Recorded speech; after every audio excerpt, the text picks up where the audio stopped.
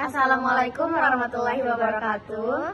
Today we will explain to you guys about need analysis. Before we start, we want to introduce ourselves. I'm Davinari Ramadhani. I'm Elma Aprilia Safira. I'm Siti Aisyah. Well, we want to tell you guys about our list of content. Okay, so list of content. 1 is the various focuses of needs analysis. 2. Discovering needs. 3. Needs analysis tools.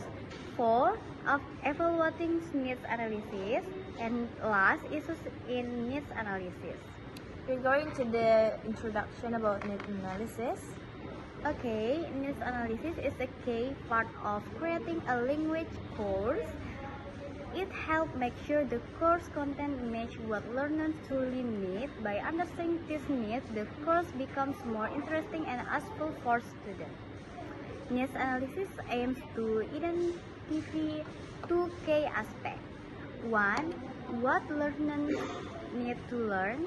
This means figuring out the specific language skill and knowledge that learners need to reach their goals, like writing essay for school or taking part in business meeting.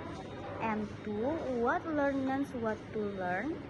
This involves understanding what learners hope to achieve and that they are interested in, such as becoming fluent in conversation or learning vocabulary for a specific area. The various focuses of a needs analysis. A. Various focuses of analysis. Target needs. This is about what learners must do in real life situation where they will use the language. For example, tasks like writing emails from work, joining academic discussion, or giving presentation. We have 3 points. So point 1 is necessities. These are the essential language skill needed for specific situation. For example, if learners need to write exam answer, they must have good grammar and vocabulary in their field to study. And 2. Lacks. This look at areas where learners are not very strong. By checking their writing simple or giving tasks, we can find out where they need improvement, such as in grammar, vocabulary, or other language skills. And last is wants. This considers what learners want to achieve in their language learning. They might want to become more fluent, learn specialist vocabulary, or feel more confident when speaking. And second, learning needs. This focuses on what learners need to effectively learn to target language. 1. Present knowledge. This look at the learner's current skill level in areas like reading, writing, listening, and speaking. And 2. Required knowledge. This identifies the language skill and knowledge learners need to reach their learning goals. We're going to point B. It's about discovering needs. Will be read by Siti Aisyah. Okay, discovering needs. There are various methods for getting information about learners' needs. Categories by the type of need. Necessities. Focus on task and situation of use. Data collection method include self-report, observation and analysis, review of previous research. Number 2 is lacks. Focus on present knowledge and situation of use. Data collection method include self-report, observation and analysis, analysis of learning product, exam and testing. Number 3 is wants. Focus on learner preference and desired outcomes. Data collection method include self-report and observation. By utilizing a range of data collection methods for each type of needs analysis can provide a comprehensive picture of learner recruitment. Okay, next is C, tools for need analysis. Tools for needs analysis. The specific tools used for needs analysis vary depending on the context and the type of need being investigated. However, some common tools include questionnaires and survey, useful for gathering information about learners' background, goals, and preference. Interviews allow for in-depth exploration of individual needs and motivation. Task analysis helps identify the specific language skill required for specific tasks. Corpus analysis provides insight into the language used in authentic context. Observation allows for directly observing learners' performance and language use in various situations. Okay, we move to point D.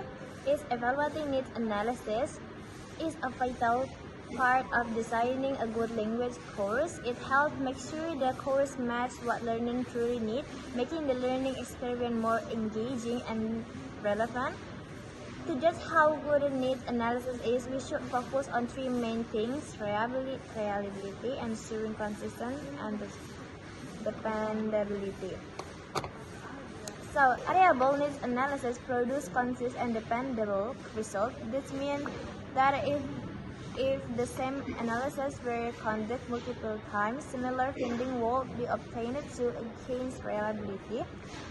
First, utilize standardized tools. Employee will design checklists or observation protocols to gather data in a system and consider manner. These to help ensure that the same information is collected from all participants.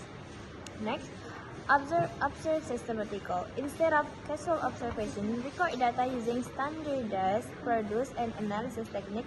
This helps to minimize subjective and ensure that the data is collected objective. And the last, increase sample size. Gather data from longer number of learners to improve the representative of the result. A larger sample size reduces the likelihood that the findings are due to change or outliers. And next, validity, exception, relevance, and accuracy. A valid need analysis measures that what is indeed to measure in the context of language course design. This means that the needs analysis should accurately identify the specific language learning needs of the target learners. To ensure validity, we need a prioritized needs, conduct a ranking activity to determine which needs are most critical and should be prioritized in the analysis. This helps to focus the analysis on the most important aspect of learners' needs. Second, avoid particularly bias. Don't prioritize ease of investigation over the importance of the next, particularly considering efficiency and feasibility. A particle needs analysis is efficient, cost-effective, and easy to implement. This means that the analysis should not consume extensive time or research, and the results should be easily understood and actionable to ensure practicality. Minimize costs, avoid expensive data collecting method. There are often low cost or even free options available for collecting data, such as online survey or interviews. Next, respect learners' time. Design procedures that don't consume expensive time for learners or learners. Keep the needs analysis process as brief and efficient as possible. Next, provide clear results.